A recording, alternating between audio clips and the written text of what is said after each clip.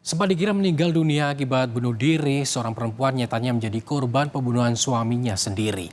Peristiwa ini terjadi di Kabupaten Humbang Hasundutan, Sumatera Utara, dan pelaku pun harus menjalani proses rekonstruksi pada Senin siang. Keceriaan Lisna Manurung tak dapat lagi disaksikan oleh pihak keluarga. Akhir tahun 2023 lalu, jenazah Lisna ditemukan tergantung di dalam rumahnya yang berada di Kabupaten Humbang Hasundutan, Sumatera Utara. Meski sempat dimakamkan, namun pihak keluarga merasa janggal dengan kondisi jenazah yang dipenuhi luka. Hingga keluarga Lisna pun melaporkan kejanggalan ini ke polisi. Usai sebulan dimakamkan, polisi pun melakukan ekshumasi atau pembongkaran makam Lisna. Dan benar saja, dari hasil otopsi polisi menemukan fakta baru.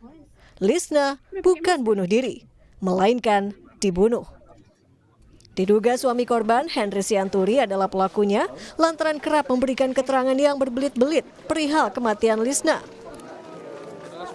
Kalau aku itulah Pak, janggal kematian. Makanya keluarga Manurung harus ini dihasut sampai tuntas. Dihusut ya? Dihusut.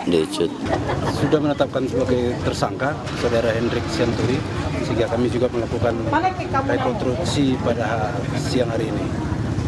Berapa adegan ini? Ada sekitar 34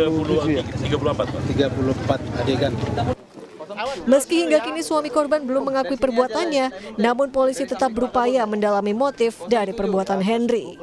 Pelaku pun terancam hukuman mati. Armendo Sinaga, Kompas TV, Humbang Hasundutan, Sumatera Utara.